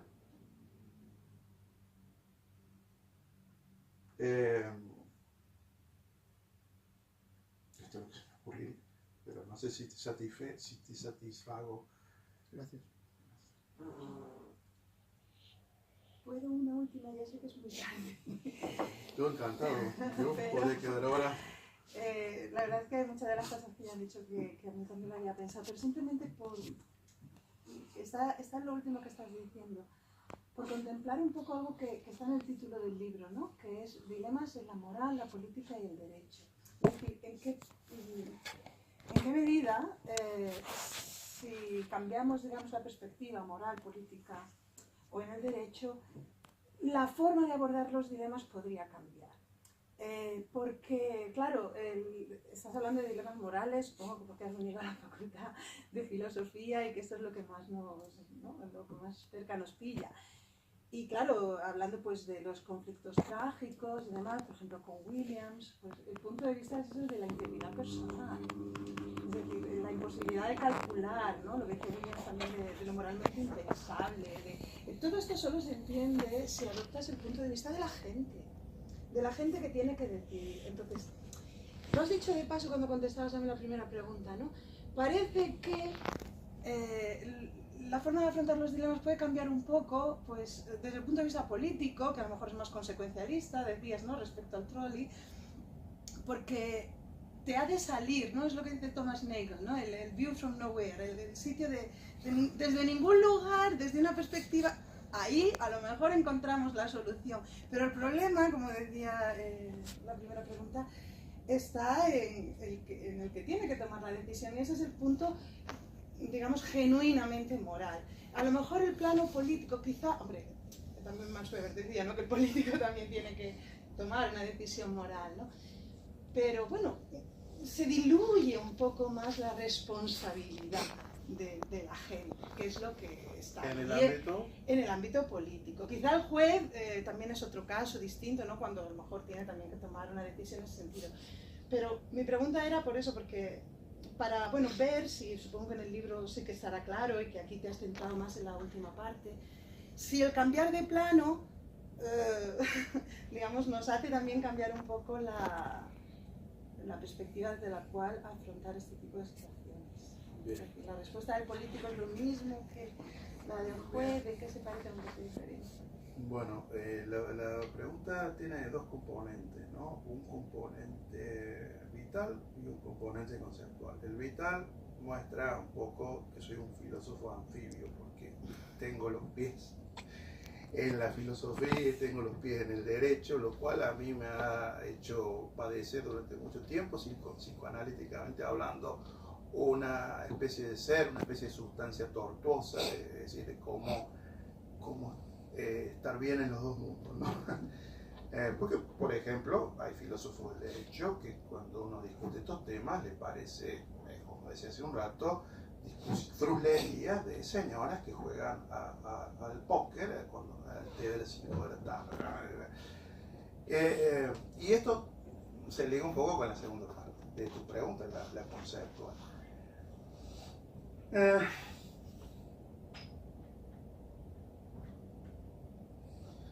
Claro, ¿en qué medida la perspectiva del sujeto cambia el enfoque? Esa sería la pregunta. Bueno, es que esa pregunta me pregunta endiablada porque es como que me muestras varios caminos y no sé por cuál tomar, ¿no? Estoy como la liebre que está abriendo para ver. No sé cuál es el silogismo disyuntivo aquí, pero lo que se me ocurre ahora es que efectivamente cada mundo de la vida, cada campo tiene una especie de ontología que establece, te diría, incluso restricciones de qué resulta inteligible, de qué se puede decir, de qué se puede argumentar, etc. Esto es lo que se me ocurre. Por ejemplo, en el campo jurídico, un juez está constreñido por el campo de la vida en el que está. Incluso eso cincela su discurso. Es decir, un juez, por ejemplo, no puede decir, este caso entre la justicia y la ley, yo porque soy justo y me cargo a la ley. Ese juez, es decir, lo hace en un juicio político, y desaparece el sistema. Entonces, eso hace que el juez cincele su respuesta, su modo de mostrar su problema, incluso, su modo de mostrar su problema. En el caso moral es distinto. ¿Por qué? Esto es lo que yo denomino en un libro anterior mío que se llama Dilemas y Conflictos Trágicos, pero hay un paper que publiqué hace años en Crítica que recoge un poco esta idea, que se llama Billy Budd, Marinero, Dilemas Morales y Dimensión Institucional del Derecho, donde trato de mostrar, incluso puede ser trivial también, no se sabe, que los dilemas planteados en el ámbito jurídico, judicial específicamente, no tienen la misma entidad que en el ámbito personal, de la ética privada. ¿Por qué? Por la dimensión institucional del derecho. Es decir, un juez, o lo digo de otra forma, el derecho es una maquinaria sofisticada que le supone, entre otras cosas, diría Joseph Raz, autoridad. Y la autoridad implica, en términos de razonamiento práctico, que el juez debe guiarse por las razones del derecho y no por las razones personales. Sus razones de primer orden son vencidas por las razones del derecho, y si no, no aceptó la autoridad del derecho. Eso es lo que mutatis mutandis llamamos dimensión institucional, además de otros agregados. En el ámbito moral, nosotros no tenemos ese constreñimiento institucional, porque además la idea de autoridad moral es distinta que la idea de autoridad del derecho. Aunque defendamos que la autoridad del derecho tiene que ser alguna forma de autoridad moral. Uno puede decir, por ejemplo, un derecho extremadamente injusto no debe ser obedecido. Por ejemplo, podría decir eso. Aunque no diría necesariamente que no es derecho. Lo que podría decir es que es un derecho que no tiene la suficiente fuerza práctica para guiarme. Pero no sería tan ingenuo como los viejos naturalistas que decían ley injusta no es ley. No, es ley. Si no, no capté algo. Ahora, en el ámbito moral, no parece que tengamos estos apremios de decir lo que nos guía es la autoridad moral. Ahora, la pregunta es, claro, la autoridad moral ahí es autónoma, no heterónoma. La autoridad moral soy yo. Entonces, decir yo, y ahí viene la trampa, ahí viene el problema. Yo puede decir yo en el sentido perspectivista nietzscheano, yo, mi yo radical, mi perspectiva subjetiva y voy más lejos. Y esa perspectiva me lleva a una solución a este caso que no puedo ni universalizar. Otro problema, porque claro, se supone que la solución es moral en la medida en que uno pueda mostrar que se universaliza en la intuición kantiana. Y ahí entra el problema, o podríamos hacer entrar el problema que Nagel detecta cuando habla de los dos intereses en conflicto en la moral, el interés en la imparcialidad y el punto de vista parcial.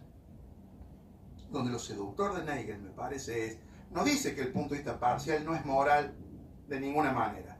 Dice, tiene que contar, el problema es cómo cuenta, dado que identificamos naturalmente a la moral o a la política como gobierno legítimo con un punto de vista imparcial. Claro, y ahora tengo el conflicto entre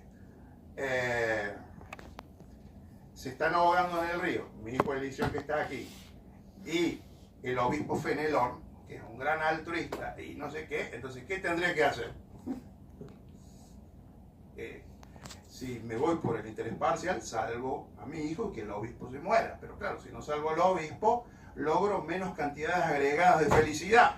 Entonces, bueno, yo no sé cómo resolver eso, pero efectivamente algo de eso hay, ¿no es cierto? Pues lo vamos a dejar aquí. Muchísimas gracias. No, de estoy nuevo. contentísimo, gracias.